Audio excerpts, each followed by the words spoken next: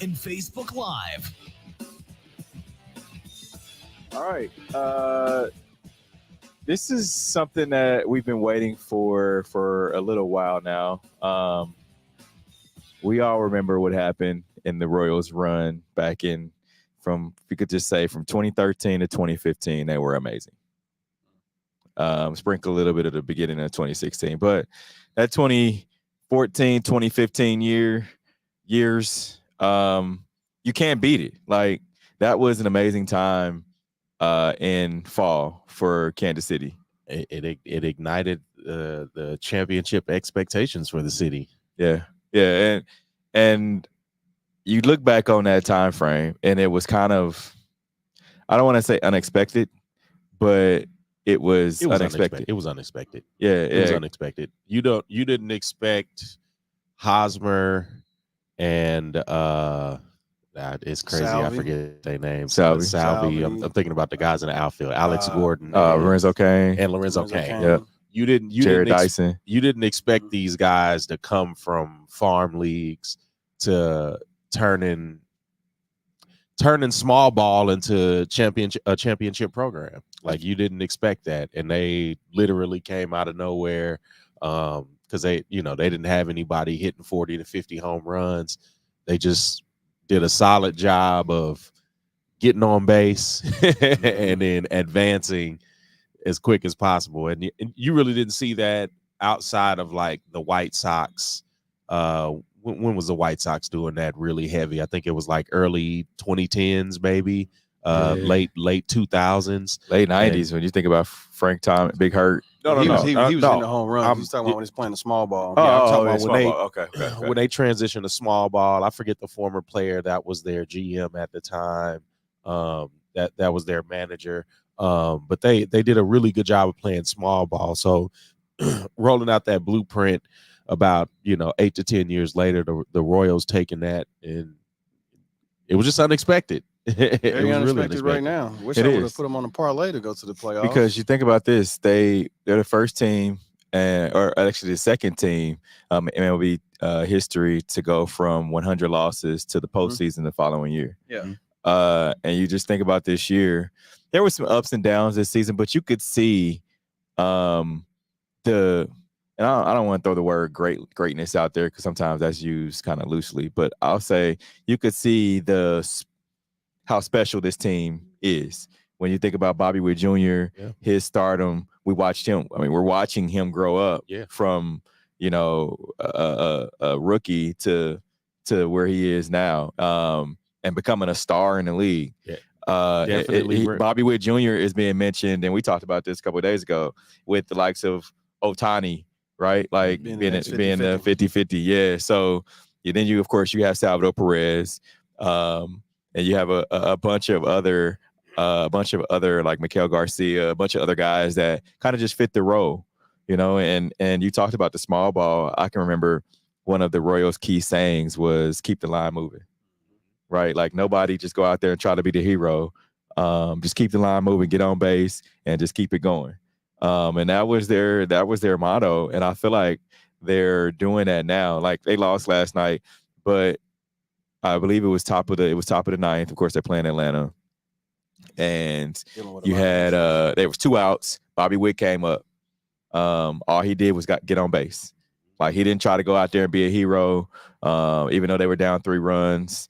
And then I think it was Miguel got a base hit, got on base. So then Salvi comes up, and that's the tying run is at the plate, right? Yeah. So you never thought that they were out of it. Like back in the late 90s, like, man, I'm turning this game off. But when Salvi came up, when Salvi came up in the cleanup spot, it was like, all right, they could possibly tie this up. And he hit a shot to center, and it was like, man. And the other crazy thing about it was Atlanta took their pitcher out to put in a new pitcher for Salvi. Well, Atlanta's crumbling. They had a lot of injuries this year, and I think a testament to why the Royals is good is because back in the day, it used to be they were the farm system for the Major League Baseball League. All the great players, they used to go elsewhere when they, 20 years ago, Bobby Witt would probably be on the Yankees, Dodgers, Cubs, Mets, because he would have been traded, during the trade deadline. But they held on to their players, Yeah. And that started that run. I think in 2016, when they had a glimpse of a chance, I think they should have traded their players and kind of started over, because then Hosmer had to get let go. They had to make a decision about Salvi. They gave him a contract, but then everybody else, kind of walked and then started that rebuild. I think they could have started that a year early, and we may have seen something a little bit better matriculate. You wanted to, but it was also them coming off of those World Series runs. Yeah, and you want to keep the money coming in, want to keep that playoff money coming in. And again, it was unexpected, because it's not like, shortly after that, the Chiefs had their run, started their run of becoming one of the better teams in the AFC. I think the Royals being so unexpected, like the Chiefs were able to lay out like a 5-year plan, especially when they had Alex Smith, and then enter in Patrick Mahomes. He sits a year versus bringing these guys out of a farm system and then not necessarily exploding, but they basically exploded after their third or fourth year together, and a lot of the chemistry was there. And then introduce small ball, like it's guys that can, not only hit, but they can run the bases, and that makes for a very dangerous team. Yes. And especially if you could, like you said, if you could get on base and move the line. If you hit a single and then you're able to steal a base, now you're in scoring position. Like it just helps, like Steve said, it just helps move that line along. And I think it was tough for them to kind of foresee that at the time, especially in 2016. Like you want Hosmer to stay, but you also don't want this large contract, but who do you replace him with? And I think that's the toughest thing about baseball, is like who really can be a star, but who really can be a star over 100 games. And the other thing about it too is, what works in Kansas City doesn't necessarily work in other markets. Like we saw what happened to Hosmer when he went out to San Diego, and he wasn't the same. He wasn't the same player that he was. But then you think about just the fact of Salvador Perez, right? He wins the World Series 2015, 100, and then 2016, 100-game loss season. 2017, 100-game loss season. 28, all those, you got all these 100-game loss seasons. And then, of course, you come up with this, right? Yeah. Like, and we talk about like what started it. And I always say this: you think about 2013 when the Sporting KC won the World Cup. I mean, not World Cup, but won the MLS championship. Then it was the 2014, 2015 Royals, and then it was that gap, and then of course the Chiefs. Started with the 2018 Alex Smith, the D forward offside, 5-5 in the offsides. Y'all still complaining about that? We still complaining about that. They still complaining about that, right? Don't. So don't let me pull up any type of penalties. We still complaining about that. Oh, they still complaining about that. All right, cool. I'm glad he said that. That was supposed to be the start of the dynasty. It was. Yes. Man, so heartbreaking, right? But also, have a call not go for you. But also Tom Brady being a thorn in the side. That's what made it even worse. But it's just the fact that they're playing good baseball. I can't even say playing good baseball because they had a little slump, but they were playing good baseball. They got lucky at the right time. The Twins went down. Cleveland's doing well. Detroit and the Padres, as we speak about Hosmer going to the Padres, are the two teams. And the one thing about baseball is it's not how well you play the 160-something games. Yeah. It's how you play the tail end.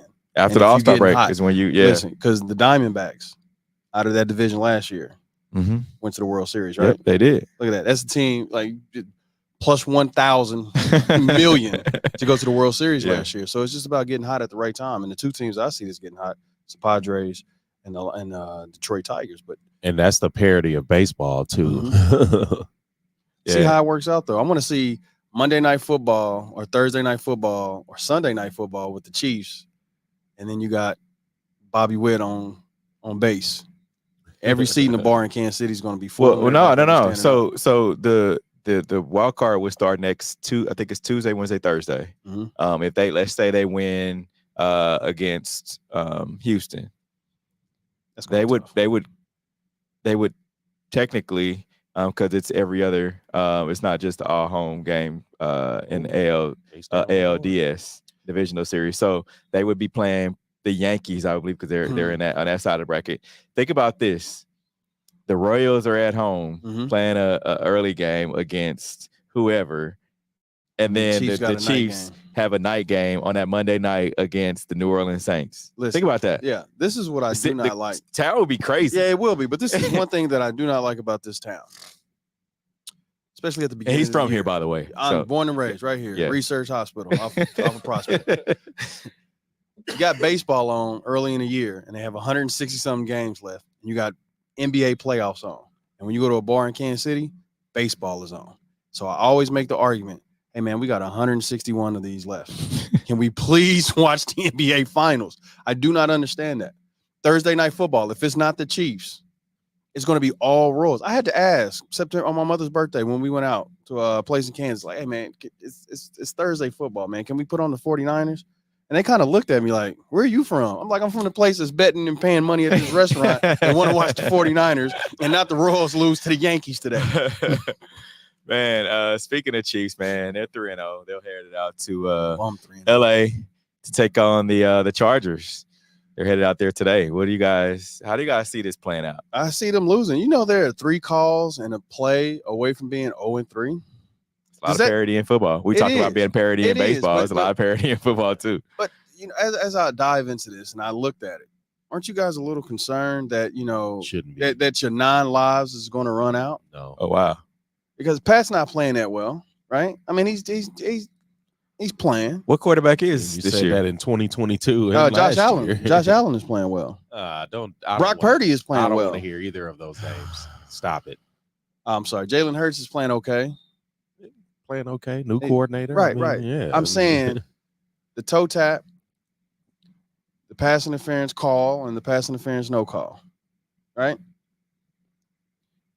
If you're an inch away in, and I know the games of inches, Al Pacino, but if those 2 calls are different and you guys are 1 and 2, what do you guys say now? What's the narrative now? That's still not detrimental because it's not. Because then you have what? 15 games left to win. You do. It's not. It's not detrimental. But if you go into LA and you lose, that's not happening. This is an important, and I'll tell people this. This is an important game, and the reason I say that the Chiefs 3-0, Chargers are 2-1. Divisional game. The Chiefs right now lead the AFC West, right?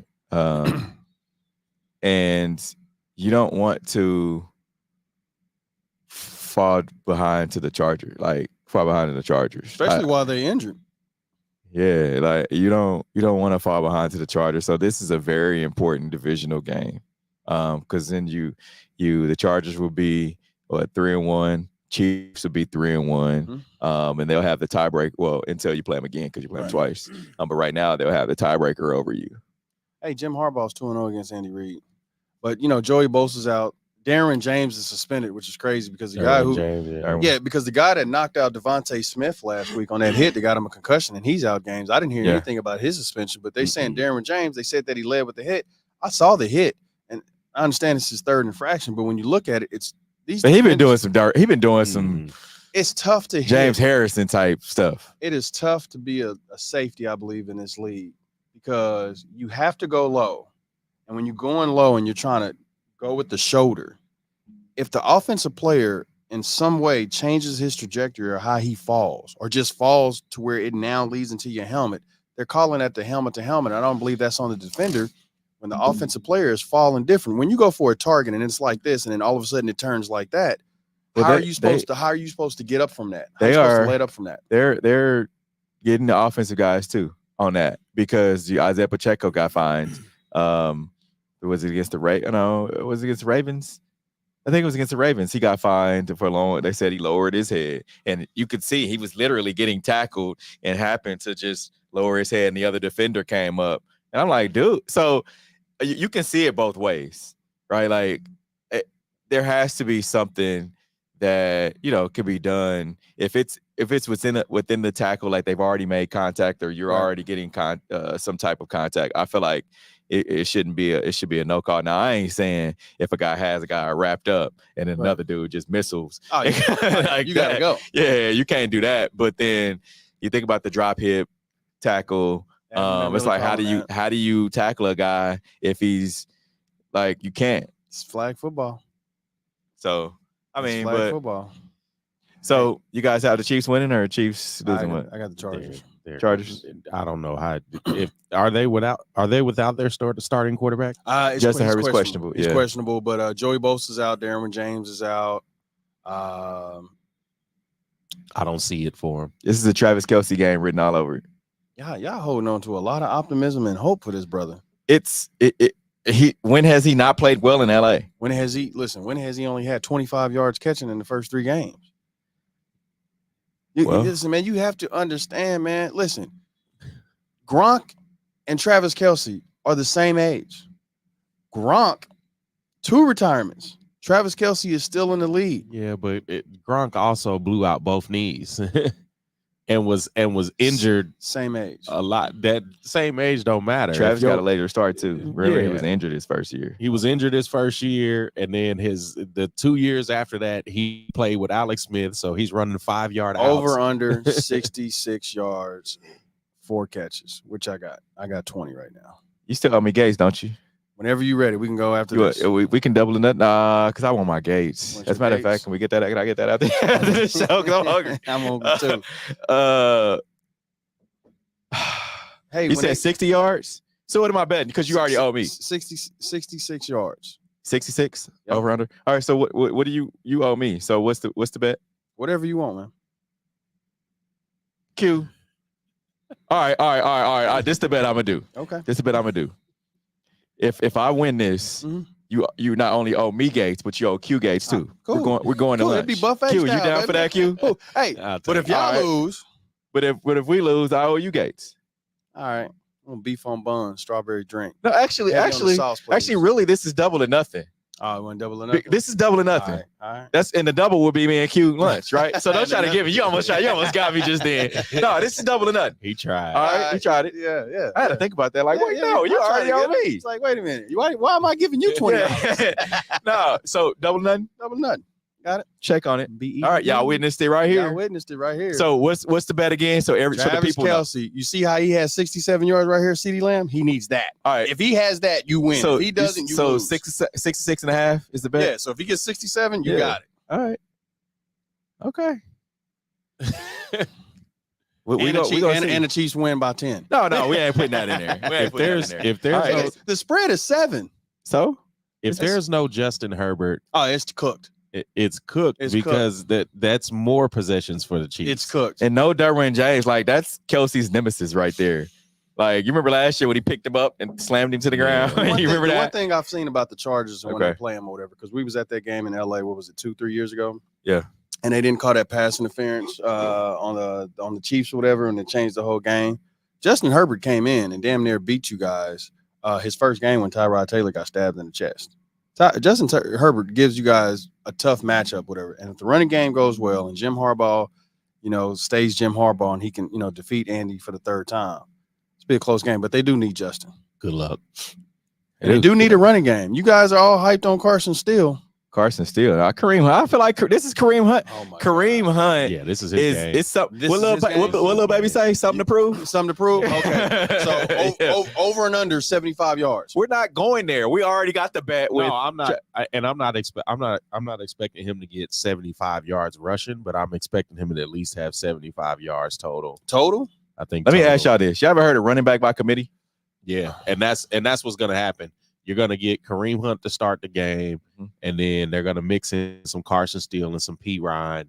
But I'm pretty positive they're probably going to give him Kareem Hunt about 8 to 10 touches. And that's pass and run. He's 29 years old. What does that mean? Okay. He sat out a whole year. He sat out. No, he played a little bit last year. No, he sat out a year. He played with the Browns. We're talking about after he got from the Chiefs. Yeah, he sat out a year after the Chiefs, and then the Browns picked him up. So you think that's a positive? Yes, you add a little bit to your career. And then he came back and produced with the Browns. And not only that, he kind of took the backseat role in Cleveland. You got Nick Chubb. That's what I'm saying. So that extends your career a little bit. Extending your career, that goes for receivers who. Oh my goodness, that goes to running backs too. Oh, okay. You saying so he's not taking the pounding that he would have taken had he still been with the Chiefs. Yeah. Okay.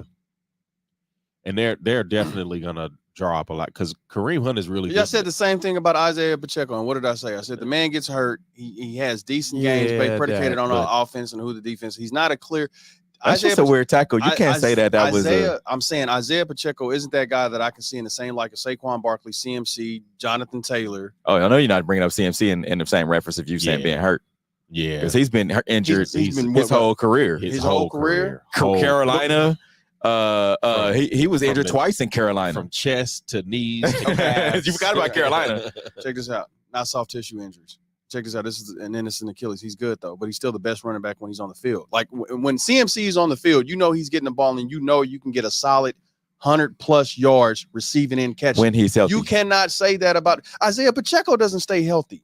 He's missed some games the couple of years that he was in, and now he's missing the whole entire year here. Yes, he still missed games. He hasn't missed a lot. He's a running back.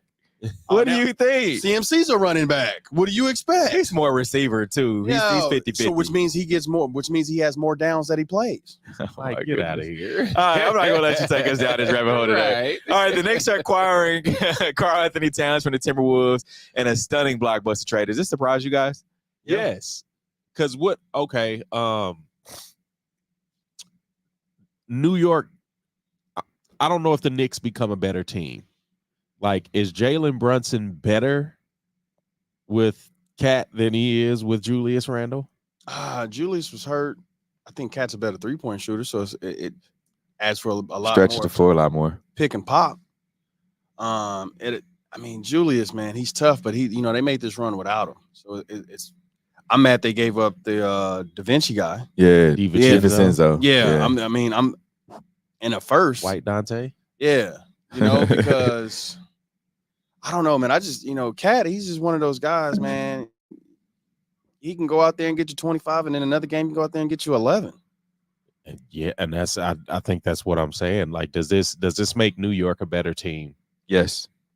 You think so? I think it does. I mean, you still got Mikal Bridges. You still got OG Anunoby, a friend of the show, OG Anunoby. Mm-hmm. I think it makes them a better team.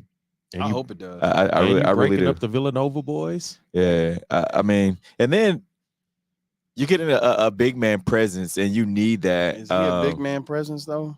And I think that's what I'm saying. That's the thing. Yeah. Julius Randle is a shorter guy, but he's a big man presence. Just demeanor and everything. Yeah. Cat, man, he's just that. That's the thing. I was like, man, Cat. I would have loved to see this trade with the Lakers for Anthony Davis to see how he'll roll with that. Because I think get Julius Randle going back to LA. No, he's in football. You were just talking about injuries, I'm saying, then you mentioned Anthony Davis. That's what I'm saying. Anthony Davis, Julius Randle stayed healthy. I think it would be a better situation for Anthony Davis to get out of LA. Is my point, and to be with a team that runs up and down the court, pick and pop. I don't know. I mean, I just think that he's better than Cat when he's healthy. Who, Eddie? Oh, yes. I mean, easily, but when is he healthy? Never. I think today's NBA players, what NBA player is healthy? Yeah. My concern would be the Minnesota Timberwolves. I mean, they have this window right now. While they have Anthony Edwards, who's I would say one of the faces of the league. Does this make that team better? Because they were a playoff team. Does this make that team better? I feel like or does this make that team worse? I feel like it does. I mean, adding White Dante, I think that helps tremendously with helping out Anthony Edwards, and the 3-point especially in the backcourt. Yeah. But like he said, with Julius Randle being that big man presence, I think he adds a little more scrappiness to the team. Mm-hmm. I think he adds a little bit more of that fire, and Rudy. you need that. They help Rudy on defense. I think that would help Rudy a lot. Rudy's a great defender, but they needed somebody else that can help switch off and be that aggressor to help Rudy. Cat, Zesty Cat is what I call him. I don't think he had that oomph to help with that aggression, that bull that you need to help with somebody who is just naturally 7 foot and can block and rebound. And speaking of that bull, you got two guys in Julius Randle and Anthony Edwards that are bullheaded. Like, that's what I'm saying. Can they mesh? Because when you get two guys that want the ball, hey, they got all the training camp to figure it out. We'll see what happens. I mean, when they broke the story of Ramon Shelbert, she even wrote an article saying this was a surprise deal. Before the start of and for Minnesota to go as far as they did and kind of have that optimism of like, okay, this is what we have to do, and then trade the guy. Yeah. Do y'all think they tried to shop him last year? Yeah, I think they did. Yeah, I think they did. Yeah, I mean, because he was hurt for what was it, a few weeks, and it was just questions about him. I mean, Jimmy Butler, who has problems with everybody, I mean, he said it, and a lot of other people said some things about Cat Williams, and what kind of style of play he is. Cat Williams. This dude names, man. They said Cat Williams. And it rolled off so smooth too. He didn't get past us. Yeah, he's about Cat Williams. Hey, woo. Zesty cat. Man. All right, man. Since we're talking the East Coast, let's talk Boston Celtics. Jaylen Brown, he unveiled his own brand and signature shoe ahead of the 2024 NBA season. Yeah, so the announcement of Brown's self-funded and self-operated brand arrived Tuesday following the Celtics Media Day, which he says it's going to be pretty cool. He said it's called 741. It's more than just a sneaker brand. It's a statement about independence, creativity, and ownership. So the 741 Rover, which is the first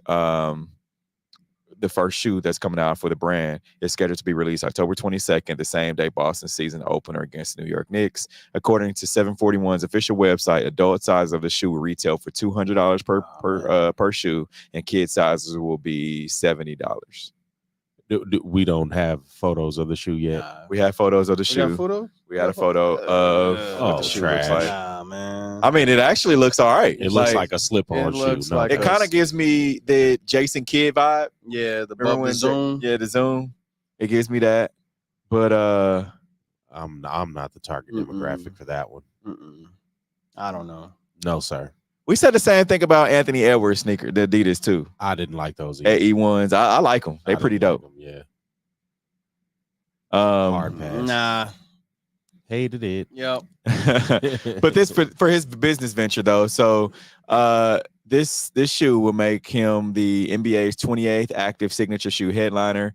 Of course, alongside of De'Aaron Fox, he has a new shoe coming out. Also, Nikola Jokic.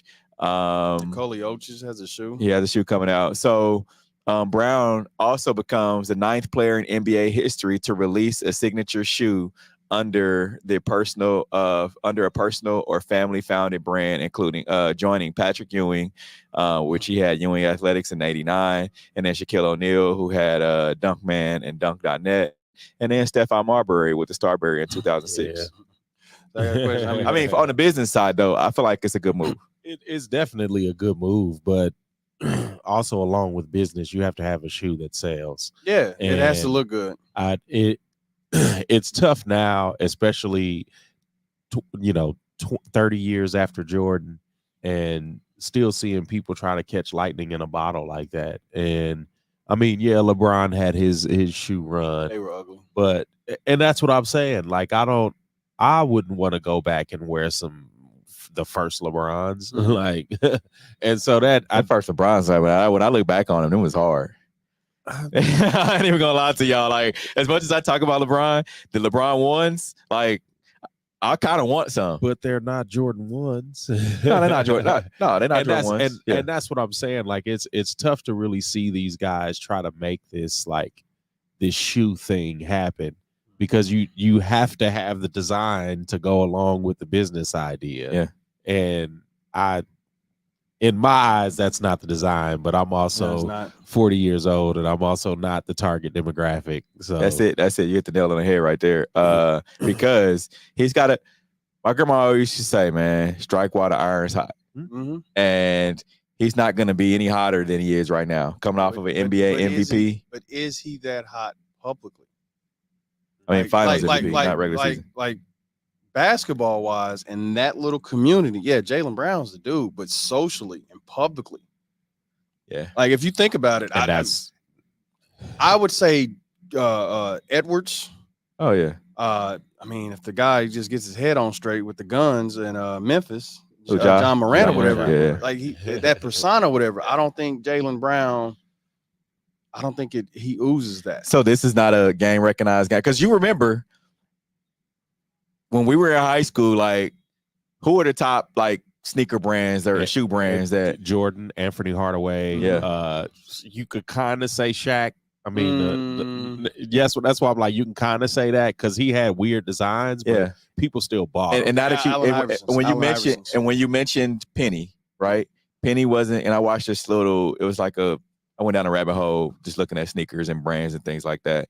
So Penny wasn't that vocal either. So that's why they had to create Little Penny. Yeah. So that way it could sell the shoe. Well, and that's what I'm saying. Like you need things around it to be able to market it. And not only design. Like that Little Penny was funny. It was funny. It was the call. That was Tyra Banks. It was funny, but it was also genius marketing.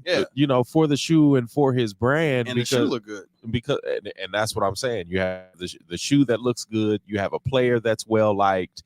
You have a marketing campaign built around this character. Yep. And that's what I'm saying. Like, I don't think Jaylen Brown has that. And I don't know. It's tough for me to see it, and especially looking at the shoe. It's tough for me to see it because he's not that player. Yeah, and you would think with how social media is now, and with him trying to brand off, you think he would have more of a presence. In a way, his personality is like Penny, to where it's kind of quiet and laid back or whatever. But then he doesn't have any flashy plays like Penny had. Like when I think of Penny, I think about the ball coming off the rim and he's taking it off and throwing it behind his head or doing some type of moves. He's not even flashy on the court to have that persona there to even kind of segue into his personal social media life or whatever, to say, hey, I like this shoe. And the shoe, he looked like some ET stuff, man. I don't know. I mean,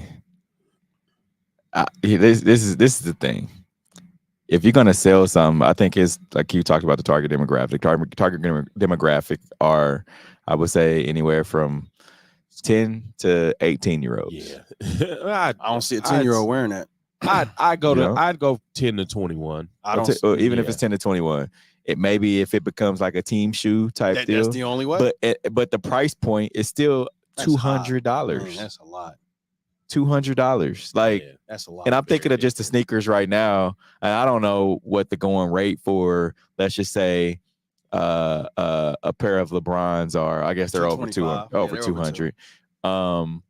Or what Nikola Jokic shoe is going to the Ja Morant sneakers, and Anthony Edwards. I don't know what Anthony Edwards sneakers the Adidas are going for right now. I think he still could have. I think because you don't want to lower your price to where you diminish your value, but then all of a sudden you don't. But you don't want to be a high price to try to keep up with the market value of other 110. shoes. I can go buy a pair of Anthony Edwards A1s for 110 from Adidas right now, and those look much better than those look better than Jaylen. What?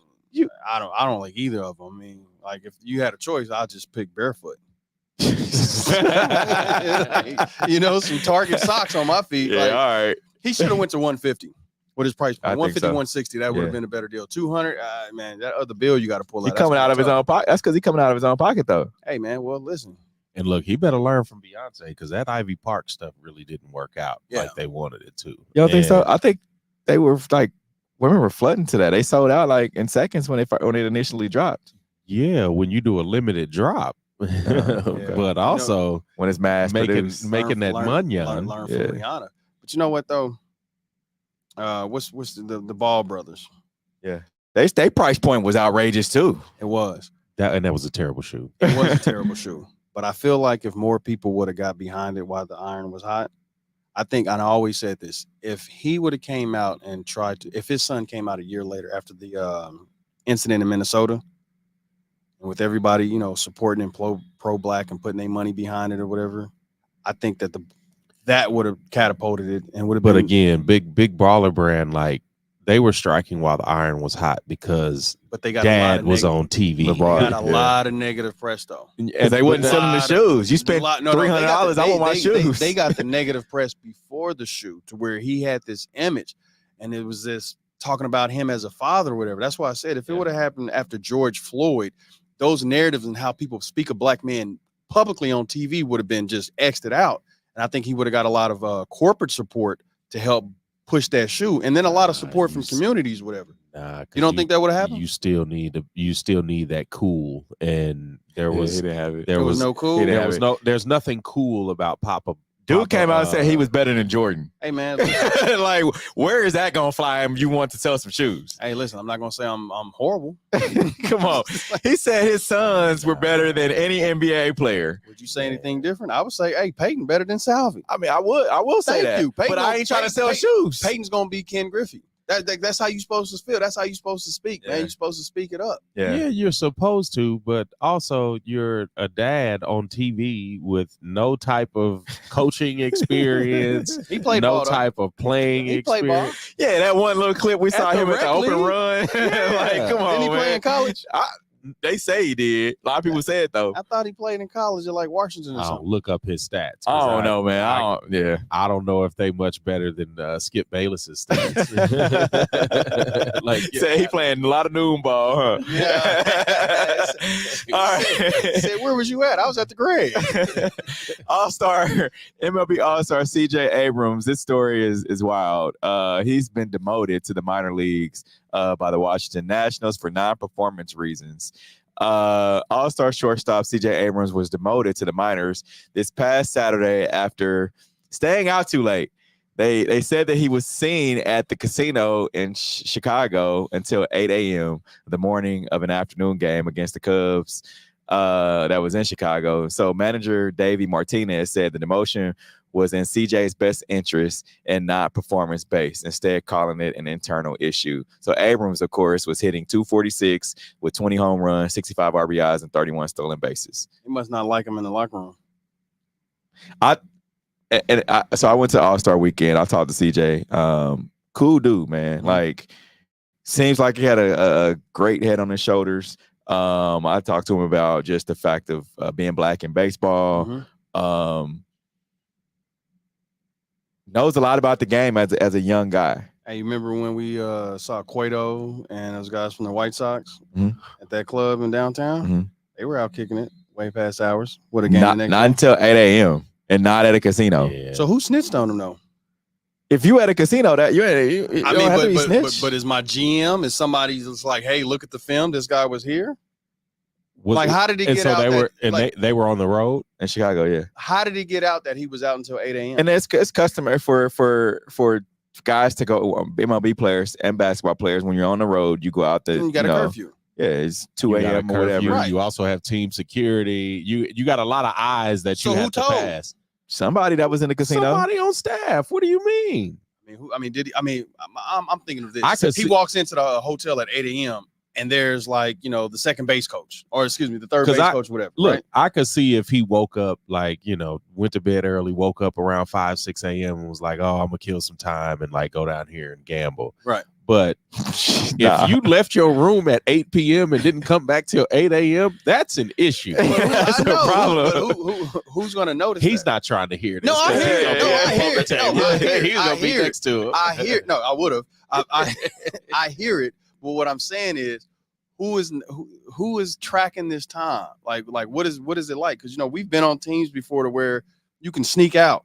Right. And you can come back to the hotel. Yeah, you can sneak out, but there's also security. There's also cameras at the hotel. Who's looking at the cameras? When you're on a road, when you're traveling with the team, yes, you're on a specific floor. Mm-hmm. On each ends of the floor, there are security guys. Yeah. Somebody saw him. So top flight tell him. It don't even have to be them. If that's you're their job, you're a high profile athlete. You're an all-star. Right. Come on, man. You're not at the $5 table betting. Nah. You in the special room, that upper room. Yeah. You betting in there. Yeah, you in Bob's room. Somebody saw him and word got out. Somebody whose job it was. Okay. Talking about who snitches. What do you mean? Is the Nationals in the playoffs? No. What does it matter then? It's the last game, bro. Of course I'm staying out in the casino. You gonna put me in the minor leagues on the last game? Yes. Cool. I'll take these 2 days. Especially if we have a 3 to 5 year contract. Yeah. And we're only in year 1 or 2 of this contract, cool. which he's probably a little further along. Go find 20 home runs somewhere else while I'm knocking the ball out of the park in the minor leagues. Okay. You want to make a point? I'll make a point too. I'm a destroyer in the minor leagues, whatever, and you still have to pay me my money. Good luck. The Washington Nationals are in the playoffs. They're in the wild card.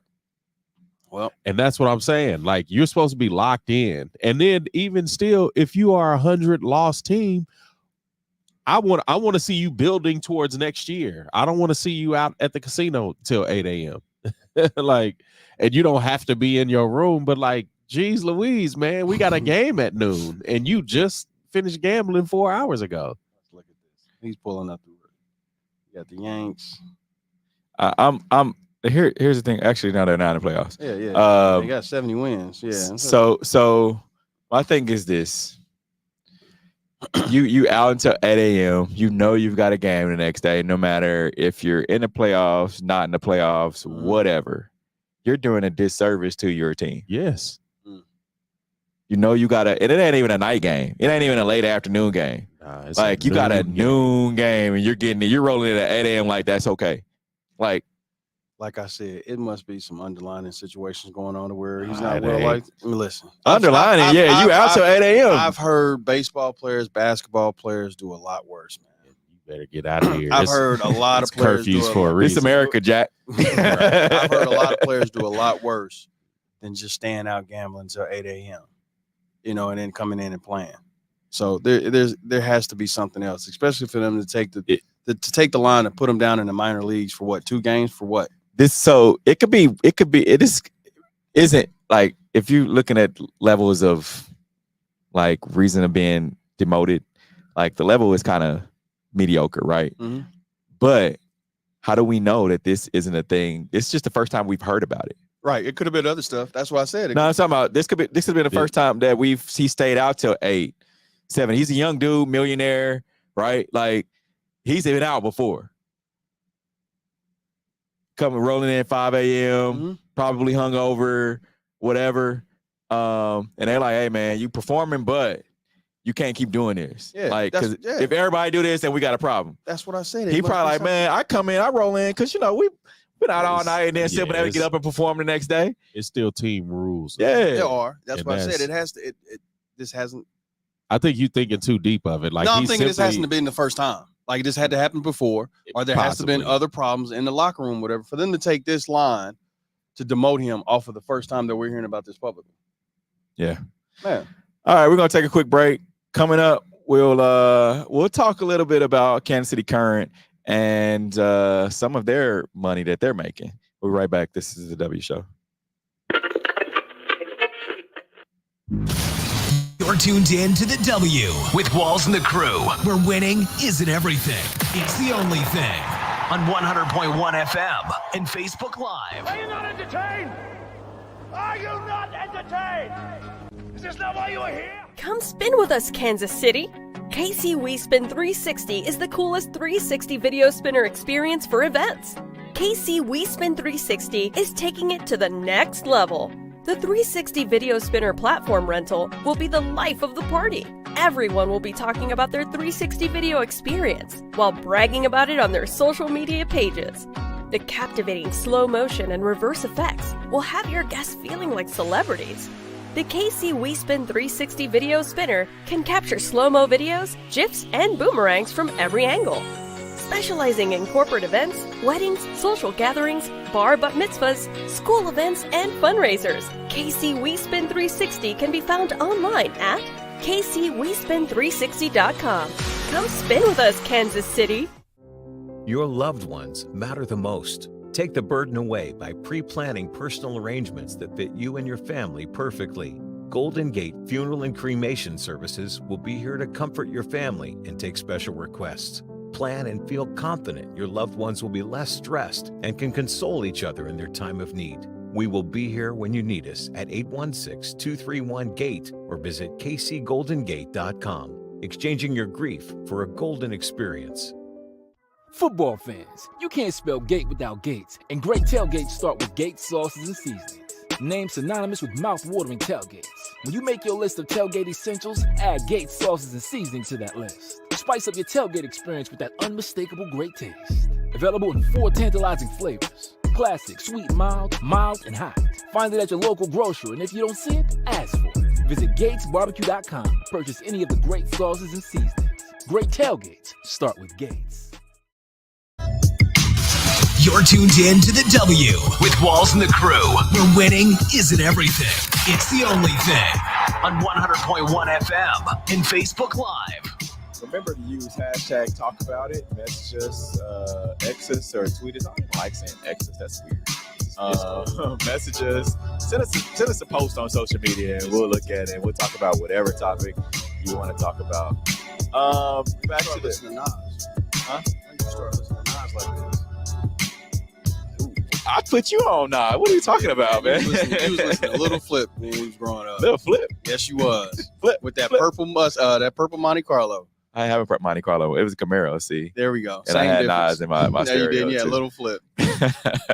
All right, so some local news. Angel City and the Kansas City Current lead the NWSL evaluations. The average team value jumps to $104 million. So Angel City, which is sold to its controlling stake to Disney, they are now worth $250 million, up from $180 million. The Kansas City Current, their value went from $75 million to $182 million. Well, double up. Yeah. So they're their second most valuable team. Of course, the article talked about how the stadium had a lot to do with it as well. Mm-hmm. So Placement. yeah, winning probably a little bit. And they're good. Yeah. So I feel like that was pretty dope, man. You think they should take this evaluation and say, hey, we should bring a WNBA team to KC?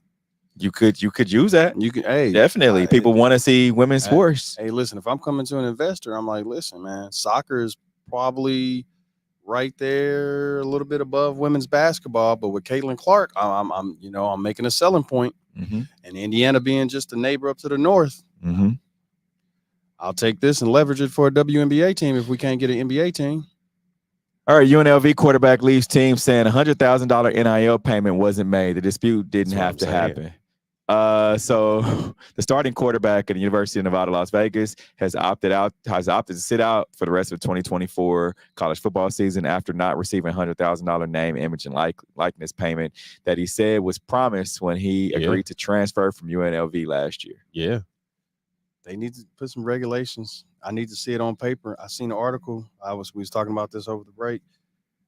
They said, what happened is that he went 3-0. He got everything that he asked for. And then he went 3-0 and he beat some teams. Yeah. And now he's asking for more money. If they can't show any proof, then show us the proof, show us the contract, show us the text message, show us the email. I mean, they don't have to show us all that. He said he didn't get the money. Right. But then I'm saying other players can take this stance, and a lot of players have. Like they go to a school, and then the money kind of gets it's lower than what they thought than when they came in for the recruiting visit, and now it's got this scuffle and this problem. They need to figure out something because you figure it out by paying them. Man, that's who got. You're in Las Vegas. You find some money somewhere. I don't know how they can't find it. Right, you're in Vegas. $100,000 is the drop in the bucket. Like that's not even the budget. That's 1% of the budget. But I think people are standing on their toes. No, I like this because the NCAA has had anywhere from 20 to 30 years to create a program, to a profit sharing program with the talent, and they refused up until 3 years ago. And they're not, and the NCAA is not even paying. It's outside money that's paying it. Yeah, and that's what I'm saying. Yeah, like but it's free labor. They could. Why would I give up free labor? They're never going to give up free labor. They could have came up with a program, this NIL program that actually would have worked, but they don't want to. No, and so now, and now you're seeing things like this. You're seeing things where these organizations and these schools still just want to take advantage of the players. And that's last week, was he? Tennessee. You see what they're doing? They added a 10% tax to the fans to pay the players. And that's the stadium money is not even, that's a drop in the bucket. The money comes from the TV contracts. They could have easily took 10% out of the TV contract. But they taking other people. Listen, OPM. This is why it needs to be some type of regulation, but they're not going to do it until this keeps going. And when you get the players to stand on their feet and say, hey, I'm not playing unless I get this, this, and this, whatever, and you start to lose top tier players. There's also schools that are like not gonna pay. I mean, how many schools do you think are not going to pay the players that are helping them win? Yep. And Cromartie said that at least one member of the UNLV coaching staff verbally promised that Sluka would receive $100,000 for transferring to the school, while conceding that nothing was signed. Sluka received $3,000 in name, image, and likeness payments. UNLV's NIL collective, the organization, confirmed in a statement after the $100,000 failed to materialize. The school said it was contacted by Sluka's agent, who demanded payment. Now, and I ain't a lawyer, but once you verbally, there can be a verbal commitment. Yeah. But you have to prove the verbal commitment. Why did I transfer to this school? In court, if it's brought up in court, why did I transfer? Because on paper, and the prosecutor, they're going to say, because on paper we told him we'll give him X amount of dollars minus the $100,000, and he signed the dotted line. If that $100,000 wasn't on that piece of paper that he signed, then you have to prove the verbal commitment.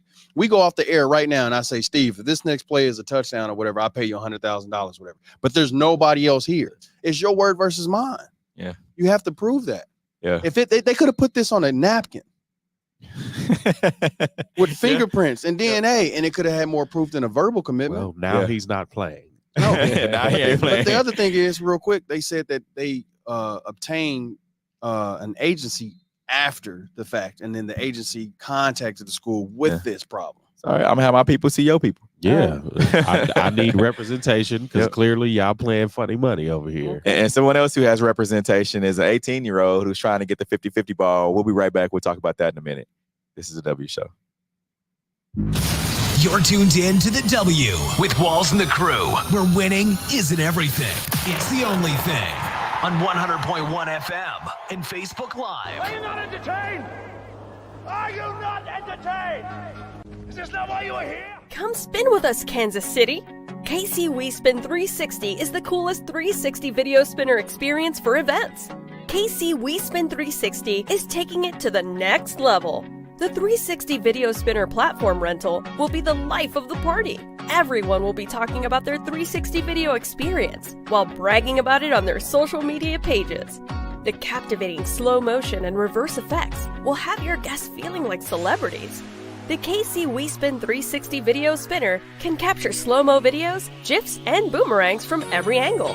Specializing in corporate events, weddings, social gatherings, bar bat mitzvahs, school events, and fundraisers, KC We Spin 360 can be found online at KCWeSpin360.com. Come spin with us, Kansas City. Your loved ones matter the most. Take the burden away by pre-planning personal arrangements that fit you and your family perfectly. Golden Gate Funeral and Cremation Services will be here to comfort your family and take special requests. Plan and feel confident your loved ones will be less stressed and can console each other in their time of need. We will be here when you need us at 816-231-GATE or visit kcgoldengate.com, exchanging your grief for a golden experience. Football fans, you can't spell gate without Gates, and great tailgates start with Gates sauces and seasonings. Named synonymous with mouth-watering tailgates. When you make your list of tailgate essentials, add Gates sauces and seasonings to that list. Spice up your tailgate experience with that unmistakable great taste. Available in 4 tantalizing flavors. Classic, sweet, mild, and hot. Find it at your local grocer, and if you don't see it, ask for it. Visit GatesBarbecue.com to purchase any of the great sauces and seasonings. Great tailgates start with Gates.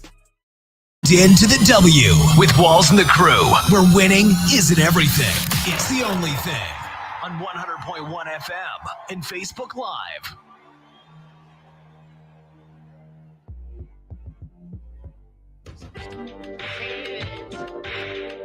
It's that time for Love It or Hate It. Hate it.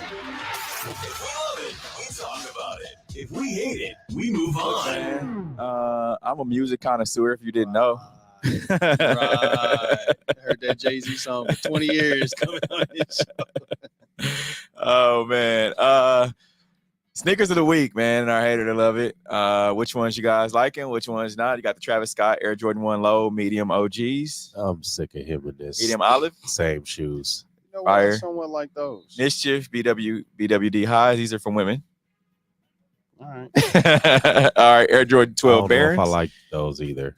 I like these. I mean, these are some classics. And what color are these Barons? Is that black and white? That black and white shoe that he wore when he was the cleats that he had when he was with Chicago. Nike Dunk Low ceramic. Are they over $200? No, these are 110. Which ones are 110? The Nike. I messed with those. How much are those? They were just 125, 130. They 125? Yeah, when they come out now, they're gonna be like something. They're gonna be like because doesn't all the Travis Scott shoes like end up being like $1,500 on resale? Yeah, give or take. I get them when they 110. All right. And another story before we wrap this thing up. The Shohei Ohtani ball. It's getting ready to go to court. So a teenager accuses man of stealing Shohei Ohtani 50-50 home run ball, says that he had it first. And now that the Ohtani ball is up for auction, and it started at $500,000 earlier this week, now the auction is at $750,000. So I had that ball first too. Hey, what a state to have this court case in, though. In Florida. Florida, man. If any state we can have this kangaroo court. Does he have any chance of winning? If we got video of him somewhat holding possession of the ball, maybe, and then the guy comes up and takes it, I also don't know the law like that. Yeah. The only video I've seen was the him, the guy had it between his legs, and then the little kid with the jersey had his hand down, but I don't see it. Hey, go with assault charges and then go for punitive damages and then get take that route. And the Travis Scott, Darius said he copped the Travis Scotts for $165 retail. Man, he always be getting the shoes. What size shoe you wear? Hook us up, man. Yeah, man, come on. He said he got them. He always talking about he getting some shoes for retail. Man, you got those ones from China. Yeah, we gonna check your soles. Over on 59 for sale. Yeah, we checking the soles, man. We appreciate everyone who joined on today's show. We hope you guys have a great rest of your Saturday. Until next week. Oh, remember, you can catch Q and myself also with Darren Smith and Sean Tyler on Mondays, Monday night, 6:30 to 7:30, right here in the studio for the Red Hour. Catch us back next Monday. We're talking all things Chiefs football. Until next week, we are out of here. The views and opinions expressed in the W Radio Show by the host, co-host, guests, and call-in listeners are solely the opinions and responsibility of the original source who expressed them. They do not represent the opinions of the W Show, 100.1 FM, One Kansas City Radio, Sideline Sports Talk, Team Wall Street Foundation.